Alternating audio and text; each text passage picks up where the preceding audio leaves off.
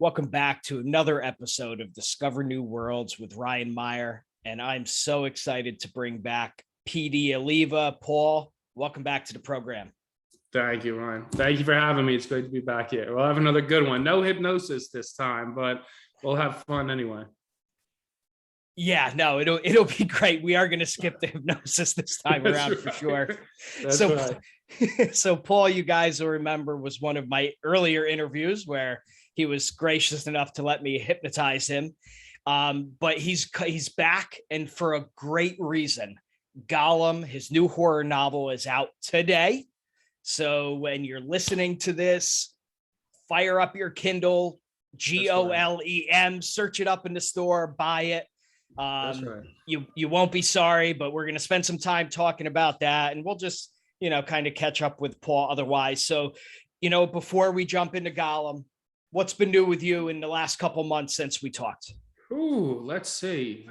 Just getting Golem going.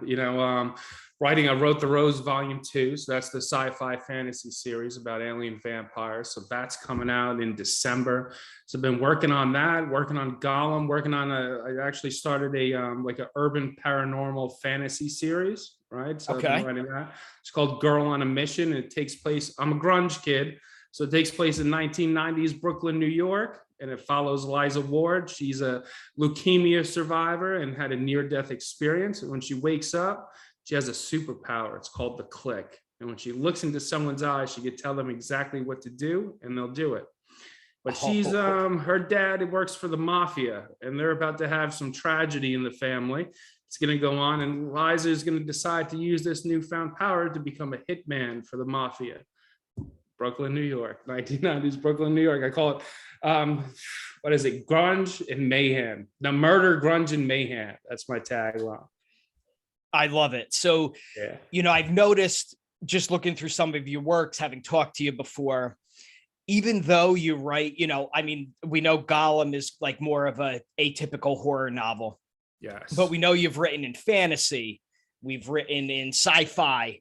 We're now looking at some urban fantasy. They all seem to have hints of horror to them, though. Yes. The Rose has some definite darkness to it. It does. So the only thing, we'll later on, on another episode farther into the future, I foresee us talking more about this murder, mayhem, and Brooklyn grunge stuff and grunge. Yes.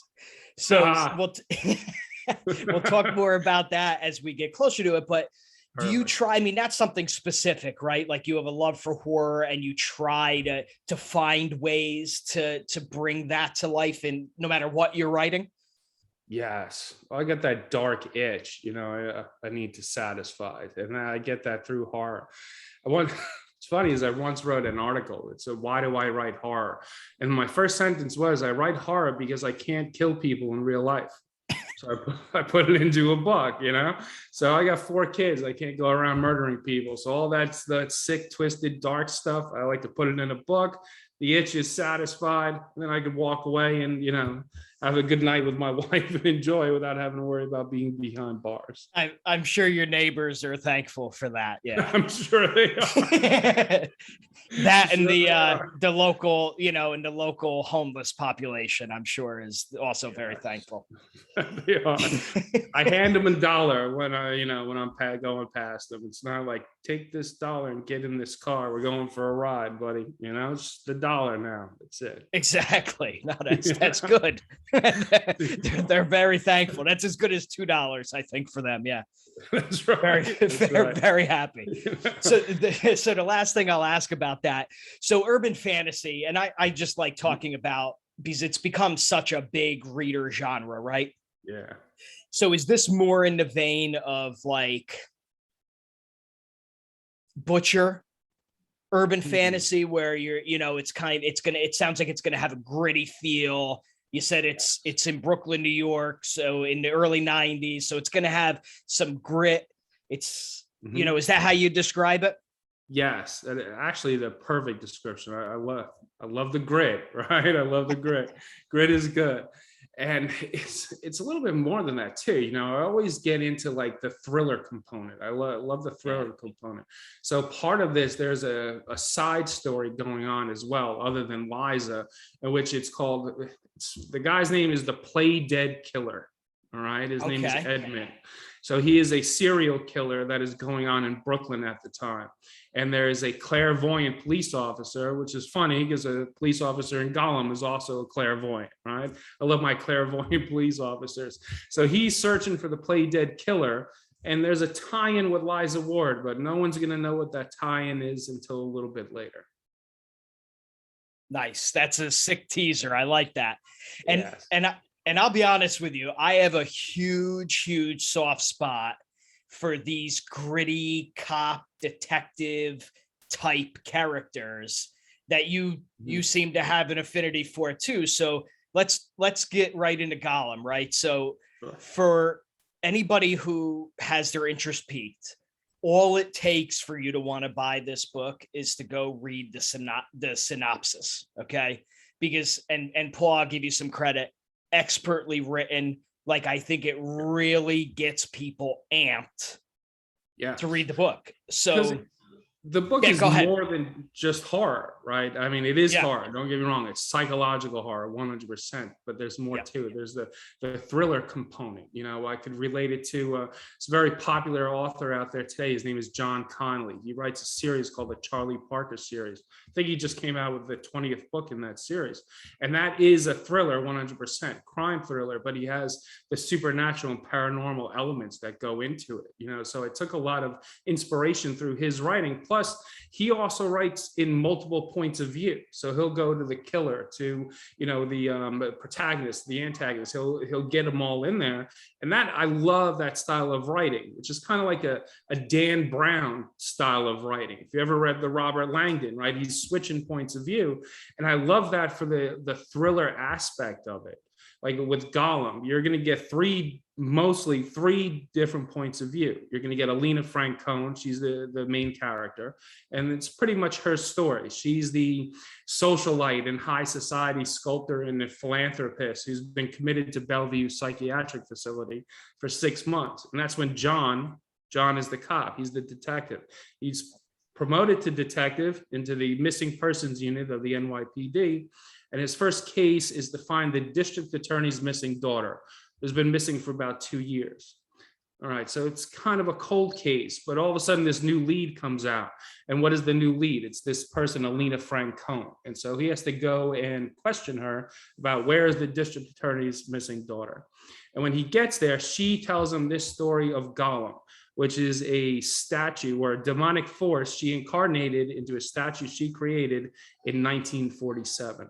And he's been wreaking havoc on New York and infiltrating all of its infrastructure since 1947. By the time John gets to her, it's already 1951. So we have a kind of a play on time with as far as the story. So it starts in 51, then goes to 47. Alina tells her story all the way up to 51. And then we get the dramatic conclusion. Fate and destiny spiral into peril. So super cool premise. I love that it's like a little bit of a period piece, right? Because the time period is in the 50s. And I love the idea that is it Alina? I'm sorry, what was the woman's name? Alina Francone. Alina, right? So she's a sculptor, and she, without spoilers, right? The demon is part of this statue, this sculpture. Correct. Now, I thought I remembered reading a little bit about it and reading a little sick twist on how the demon kind of wreaks havoc. Is this through the use of kids? Is there some truth to this? All right, tell me about that. Yes, there is. And you'll discover, this is not a spoiler, so you'll discover them in the first chapter. And the first chapter takes place on Halloween night. Awesome, right? So and we'll say this, in 1951, the primary candy that was handed out was Charleston Chews and Tootsie Rolls. And the costume of choice of 1951 was Alice in Wonderland. Okay. Pretty cool, right? So, very cool, yeah. Right, takes place on Halloween. And I'm sorry, completely forgot your question. No, we're talking about the kids. Oh, the right? kids. How Gollum, how Yes, Gollum kind of spreads his that's demonic right. presence. So what he's doing is he's using orphans from the local orphanage, right? So when Mhm. he brings them in, he, I won't say exactly how, but he gets them possessed by demons, right? That are part of his minions. So they take over the child's body. So it's not the actual child, but it is a Right. child, right? So, and they're the black-eyed kids. Ever heard of the black-eyed kids? No. No? Okay. So this is like your urban myth type of thing, right? So Okay. they come to your door, right? And they'll knock on your door and they speak in very monotone voices, right? And they have these big black eyes. They're all black, right? So when I was doing research, trying to figure out the whole Gollum thing, I came upon the black-eyed kids and I thought that was just fascinating. Who are these kids, right? Are they aliens? Are they not aliens? Are they demons? Are they this or that? So I'm like, put this in the novel, and that's the perfect catalyst to give Gollum his minions, right? That he could possess these kids' bodies because they're orphans. Oh, I love that. Yeah. That's, you know, and I think I'll dip backwards just a little bit because you had mentioned some Dan Brown novels, right? And Yes, I know in some literary circles he gets shit on a little bit, right? it does. But but but I will tell you, reading his novels are they're great. They're great reads. Yes, they are. It's adrenaline, it's pounding and it's Yes. pumping the whole time, and it's that multiple point of view again. You're done with this chapter and you're right on to the next because you want to know what's going on. And then you want to get back to what he was writing out before and see how that's plays out as well. He's I think he's kind of brilliant in that regard. And listen, the guy's made a shit ton of money, so you can't really say too much about it, right? He's got how many movies? I think they just came out with a series or something like that, or whatever, about one of his books that Yes. actually hasn't been made into a movie. And I just read Origins. That was the last one. I thought that was excellent. That was definitely good. But I love, above all of them, I mean, Angels and Demons, Da Vinci Code, fantastic. But I did love Inferno. I thought Yes. Inferno was absolutely brilliant. I thought the end was fantastic. And then they messed up the movie big time by changing the endings. Like, why did you do that? The ending was like brilliant and perfectly planned, right? And he just botched that whole friggin' ending on me. I couldn't believe it. No, And that the other was a movies good were one. good. Yeah, Yeah, it's entertaining stuff, right? And that's what, as a reader, and at least like I'll speak for myself, and it sounds like I could speak for you. Like that's what we're all looking for that's right. is well written, good thrillers. So I see, and because we were talking about it, I can see how you're bringing, you try to bring those same elements to your story. So let's talk about. So John Ashton is your detective character. Correct. He's got a little bit of not a checkered past. I don't want to say that, a troubled past. How does that sound? So, and it sounds like that's going to be a theme with all of the characters in Golem, is that not only are they struggling with this external conflict, but it seems like they have some of their own internal conflicts as well. That they do. And a big theme in Gollum is the theme of self-deception. All right. So they're going through whatever each individual character is going through, they're kind of denying a certain part of themselves. So they are perceived differently to the outside world. Right. So in 1947, a clairvoyant police officer is not going to tell people that he's a clairvoyant. And especially back then, there's Yeah. that whole stigma like, oh, wow, you're like voodoo or crazy or a devil worshiper or whatever. So he's a medium. But what he does is he stuffs that power down. He doesn't want anything to do with that power. He doesn't want it to come out. He's like afraid of it. So you're dealing with that self-deception. And with Alina is like what a rich person should be. All right. She's a philanthropist. She gives back. She does all her philanthropy work. She's kind, and doesn't really like the element that she lives in. Her friends, she gets peed off with her friends because they're so, like conceited, number one, yes, and very superficial, and she's looking for, people who are real and true to their element. But in the same interim, she's kind of denying who she is and where she comes from as well. And then we have my Karen, is what I refer to as, and that's Annette Fleming. All right. And Annette Fleming is the first person who gets the visit for the Black Eyed Kids. And she is, well, she's married, but she's a lonely wife, right? So no kids. They don't plan on having kids.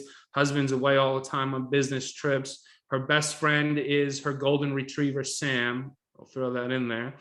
And a good bottle of scotch. So she's denying herself and her internal self, because she's coming from very meager means, right? And now they're kind of making it in life, right? So she's denying her past and she's denying her present and is only thinking about the future and how to get there. Oh, I like that, man. I like that. So before we leave off on this, if there is somebody's watching out there and they're thinking to myself, this sounds good. I know that there's, we don't want to give up the spoilers. That's a lot of the benefit of the thriller novel, the horror novel.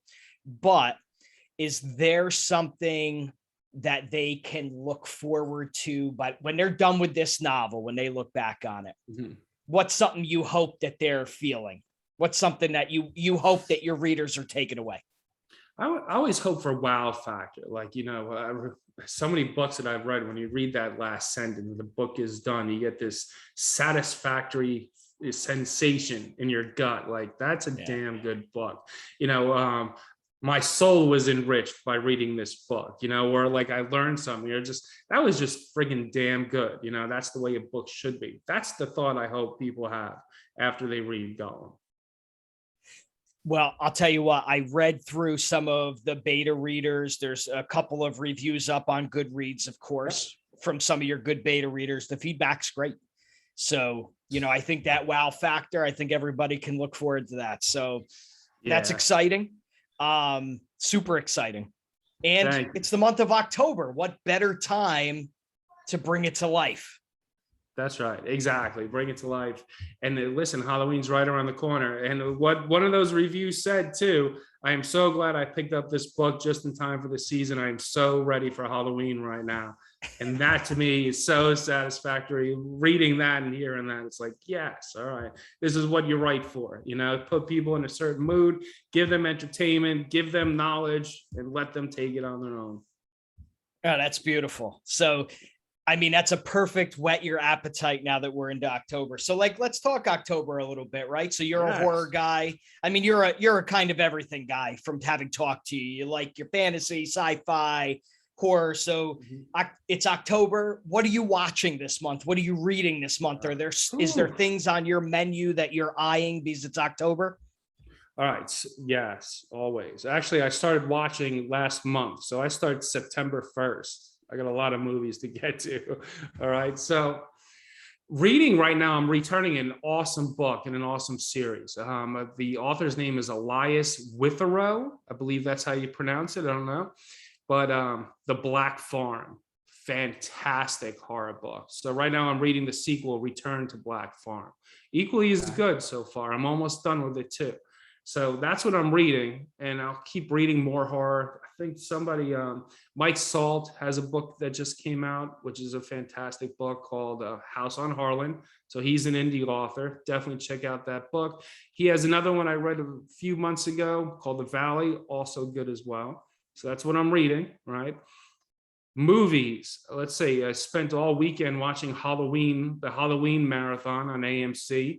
It's Michael Myers, of all the serial killers, slasher films out there. He's my man, right? So I remember watching the original Halloween 2, and I must have been like 6 or 7 years old and watching it on TV or whatever, some show or whatever. And that was my introduction to slasher films, was Halloween 2. So Michael Myers is my man. Super excited for the new movie coming out. Very excited. Whew, let's see. I'll get into silent horror films as well. Right, Dr. Jekyll and Mr. Hyde, Nosferatu. I got to get those in as well. There's certain movies I have to get in before Halloween. The Wolfman with Lon Chaney Jr. is one of my all-time favorite movies. So especially a Halloween movie. Got to watch that. And don't forget, Frankenstein Meets the Wolfman, which is another fantastic black and white old monster movie. So I got to get those in. Return of the Living Dead is a must-have as well. Love it. I laugh my ass off that entire movie. I love it when they scream. They just start screaming, at the time, like that. It's classic. Gets me to laugh every time. And definitely some crazy, every once in a while you go like that. I still can't take that scene. Hellraiser is a big one, right? I love my Pinhead, and I love part 2 as well when they go into hell. I think that was fantastically done. And that's Clive Barker, who to me is just phenomenal writer and definitely one of the kings of horror out there. And he doesn't get a lot of kudos either, in the horror industry. He needs to get more kudos. That's a fact. Let's see what else. Obviously your Halloweens. I watched Jason 10 yesterday too. Did you ever see Jason 10 when he goes into space? No, I have not. Okay, listen, you get give me a taste of what that must be like. Right. So it's like hundreds of years later after Crystal Lake and everything, and the Earth is just a barren wasteland. But human beings found another Earth. But they come to this planet to find old bodies or old something like that, and they find Jason frozen. Right. So they bring him on their spaceship. They're bringing him to the new planet, and of course, not a good idea. No, definitely not a good idea. No. To me, the reason why I like that movie is because the kills are creative. If you're going to keep going on a series, you got to get creative with the kills, which is also why I like the last Halloween that came out. Not only was the body count up there, highly satisfactory, the kills were great. You got to get creative with the kills. So I'm hoping with the next Halloween, we got creative kills in there too. Let's see. Well, so I'm the guy. If you and I, Paul, are watching a horror movie together, I'm the guy who's like, so I don't dislike horror movies. Mm-hmm. I don't really get that jumpy, although I probably do get a little jumpy. My wife loves them, so whenever I watch them, they're usually her picks. But I'm the guy who's like, that's not a good idea. I'm like pointing out, no, you don't do that. Why are you doing that?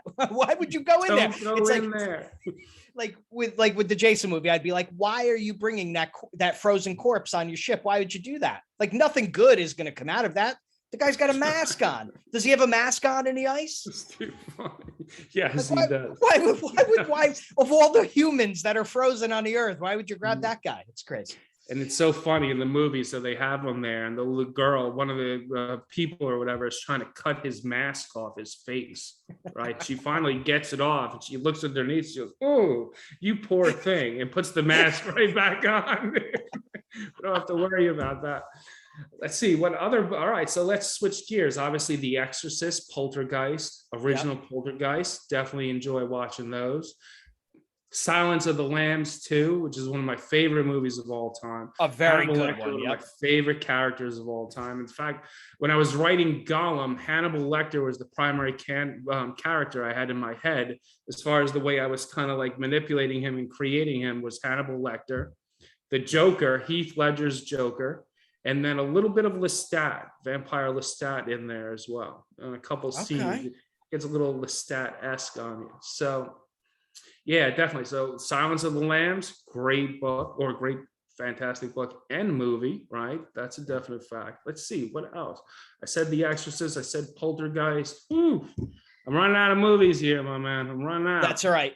I'll throw one at you and you tell me on a scale. No, you don't have to scale it. Just tell me what you think.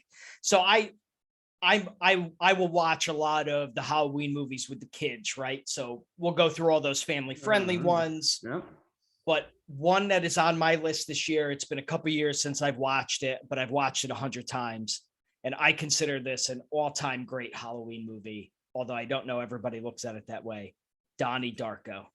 Oh, fantastic movie. Absolutely fantastic movie. So that one is on my list for this year. I know it, you could put it in a couple different genres, but I look at it as a Halloween movie. Gotcha. Hey, listen, it definitely works out. You got, what's his name again? What's the rabbit's name? Frank. Yes, that's right. Yes. That he's dressed as a rabbit, right? So that definitely goes with Halloween, and it has that feel of it too. I mean, what a fantastic movie, definitely ahead of its time when it came out. Yeah, so 100%. I'm a big fan of that one. That's on my list this year. Oh, and this one, I know this got some play a couple years ago when it came out, and I don't think they had anything coming out this year, but The Haunting of Hill House on Netflix, I was a big fan of that. And I think It I'm was due for awesome. a rewatch of that this year. Absolutely fantastic series or season or whatever. It's Yes. switched. And I just found this out a couple days ago. It's called The Haunting of Bly Manor. That one is the well, you don't want to call it like the second because the characters are different, but it is, and it's a lot of the same cast is back for that one. And I watched that one too. That one was good. I don't know, I would say it was as good as The Haunting of Hill House, because that was excellent, but Bly Manor was pretty solid too. So those are the two that I'm like definitely watching this year. Yeah, check that one out. Haunting of Hill House was fantastic. That 100%. I'll be honest with you, the bowler hat guy, he gets me, man. That bowler hat guy freaks me out.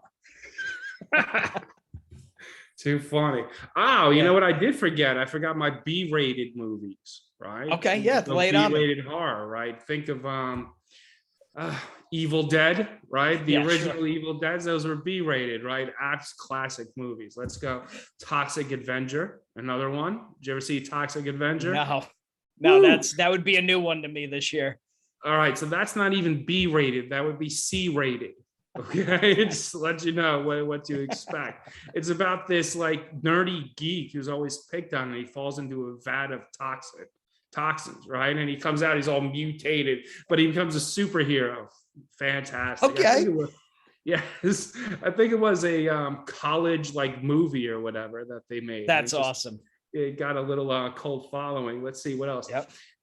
Watch The Gate. The Gate is a good one. That's about a group of kids who discover that there's a big hole in their backyard that is actually a gateway to hell.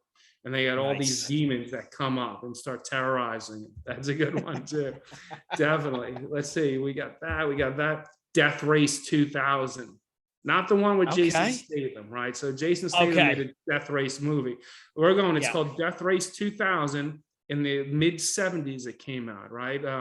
Robert Carradine, or David Carradine, is the main guy. His name is Frankenstein. And Sylvester Stallone, a very young Sylvester Stallone, is in this movie as well. And it's about a dystopian America, and it's supposed to be in the year 2000, right? Dystopian America, where they love violence, and there is an annual race from New York to California, and the way you win is by gaining points, and the way you gain points is by running people over and killing them. My God. Fantastic. And the graphics are great. They'll run over somebody's head, and you could tell it was like a watermelon or something. It's like, all right, cut, enter watermelon, splash it, and that's what you see. Like, fantastic how they did things back then. But really good. Definitely worth a try. I love watching some of that old stuff, and you're like, you know what? They own it. Like, they know it looks probably ridiculous, but that's right. That's how it's supposed to be. That's beautiful. Yeah, back then you had to do what you had to do, right? If you want to make a movie, get it done. We'll dip off the horror bandwagon a little bit, because I think in general we're up for a lot of really cool shows and movies coming out. Yeah, we have like this month, we have Dune coming out, but once you get into November and December, there's dozens of stuff coming out. Is there something? So I'll list a couple, because I think there's one in particular you and I can share a love for, but so you have Witcher season 2 is coming, right? The Book of Boba Fett, if you're a Star Wars fan. Hawkeye, another Marvel. Wheel of Time is coming out. The Matrix 4. That's my boy. I was going to say, I think that's where you and I definitely connect, right? So is there one in particular that you're really looking forward to? Ooh. Okay. Definitely the Matrix 4 that let's go. I tried telling my wife she needs to call me Neo. Never happens. I still try to get her to call me Neo. Still doesn't happen. I'll try again tonight. Definitely Matrix 4. Let's see. However, I am very excited about the new Spider-Man, because the multiverse thing. right? Yes. Okay. And Very good. yes, that comes out like a week before The Matrix, right? So I just saw Venom, the second one, Let There Be Carnage. I What did enjoyed you it. think? I thought I enjoyed it. I liked it better than the first one. And the first one, I was like, yeah, it was good. I guess I wasn't expecting the more cartoonish, kid type of stuff, Venom, Yeah. But this one, yeah, well, Tom Hardy is brilliant. He's He's awesome great. as an actor, right? So he Yeah, pulled it fantastic. off. Yeah, he did really good. I was very excited. Despised The Many Saints of Newark. Did you watch it? So funny Sopranos story. one. My wife and I last night were searching for something to watch. Was this close to watching it and decided, I forget what we flipped to. We flipped to something else. We probably weren't ready to commit to the 2 hours or whatever it was. So you were disappointed. I'm Disappointed isn't the word. All right. I thought it was the worst movie I've ever seen in my entire life. One. Two, my opinion, they should pull it from the theaters, take it off HBO, right? They should take every copy that ever existed and burn it and try to pretend like the movie never actually existed. It was horrible. Does it tarnish The Sopranos legacy in your mind? In my opinion, The Sopranos was so good, nothing could tarnish the legacy, but this was damn bad. Wow. It's like, I understand what they're trying to do and how they're trying to do it and stuff like that. I definitely get that. But on the flip side, when you have every trailer talking about Tony Soprano as a kid, and he's in the movie for about 15 minutes, and the rest of the movie was just, I couldn't give a shit about the characters. I couldn't care if you died, if you didn't die, if you killed this person. Couldn't care less, right? Yeah. Because the story just wasn't there. Maybe if the trailers had the actual movie of what it was, I would have been more prepared. But even then, I thought the movie was very bad. Horrible. Take it off. So, but I'm also very excited about Dune and, of course, Halloween Kills. Yes, and yeah, right. Now, another one I've started watching, Apple Plus, is Foundation. Have you checked this out yet? No, I haven't. All right, so good. I'm glad. Usually you're informing me of some really great quality stuff to watch. So this is the Isaac Asimov's book adaptation on Apple Plus. So it's only three episodes into the first season. Spectacular. Like, you want to talk about like hard sci-fi, space opera, beautiful graphics, good acting. The story I was only loosely familiar with. I hadn't read the books, but the story is fascinating. So I'll leave that. So just to give you like a little teaser, and everybody out there, check it out if you haven't. It's basically a galactic empire far in the future, thousands and thousands of planets part of this empire. And the emperors are, as you would guess, pretty crappy people, and they run things like they shouldn't. But there's a science called psychohistory, and it's the use of mathematics to develop algorithms to see the future of humanity. So the premise of it is the guy who develops this algorithm mathematical formula comes out and says that the empire that rules all is coming to an end within the next 500 years. And then so then obviously the empire is not happy about that. So and it kind of ensues from there. But so that's an excellent watch. So that's my recommendation on that. That's a good one. They're like, change the algorithm. Yeah. Find someone who can tell us he's wrong. Yeah. It's too far. Cool. Yeah. That's a good recommendation. Have you heard about this new thing that's on Netflix now? What is it called? Something Squid? Squid Games. Squid Games. That's it. Have you watched that? A lot of people are talking about it. I haven't watched it yet. Me neither. So I heard of this from my 12-year-old daughter, right? So she, between talking to her friends and on the internet, this is the new thing, right? Like you said, you're hearing about it everywhere. Yeah. And it's like, from what I can tell, and people watching will probably be like, oh, this guy doesn't know what he's talking about because he didn't watch it. And it's true. I don't know what I'm talking about. So it's basically contestants vie for a massive amount of cash. and they go into what looks like a weird game show, right? But it's like the Hunger Games. The games are actually very deadly, and it's a game of survival instead of it being like red light, green light, like the game kids play. So Gotcha. yeah, but from what I've heard, terribly graphic. So, that's probably another good Halloween watch. Yeah, no, definitely. I'll have to check that out. It's funny too, because my kids are talking about it too. They're 10. Yeah. I have twins. They're 10. And I'm like, but somebody else, like a friend mentioned it in passing, maybe like a week ago. Watch this, Squid Games. And then my son comes in, he says he wants to be this squid thing for Halloween. And I'm like not putting it together. I'm like, is he talking about this horror thing that's on Netflix? Why does he know about this horror thing on Netflix? And then my wife's like, oh, all the kids are talking about it. They took those characters to make it into a game and Roblox and this and that. And I'm like, holy shit. All right, whatever. Gotcha. Let's move on. Yeah, it's crazy. And it's one of those like cult things that like it looks like it was made super cheaply.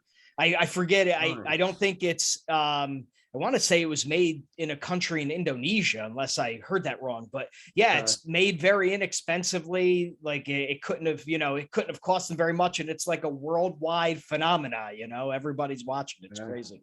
Good for them, man. Good for them. Yeah. Right. So Paul, before I pass it to you to wrap it up, I do want to say that you have another book lined up to release before the end of the year in December, right? Yeah. You have The Rose Volume 2, so that's the follow-up to The Rose, the first one. So that'll be exciting. We'll make sure to have you back for that. But before we wrap it up, what else do you want to share? Is there anything else you want to share with the audience here? Hey, listen, man, the book's coming out today. Get on there if you love horror.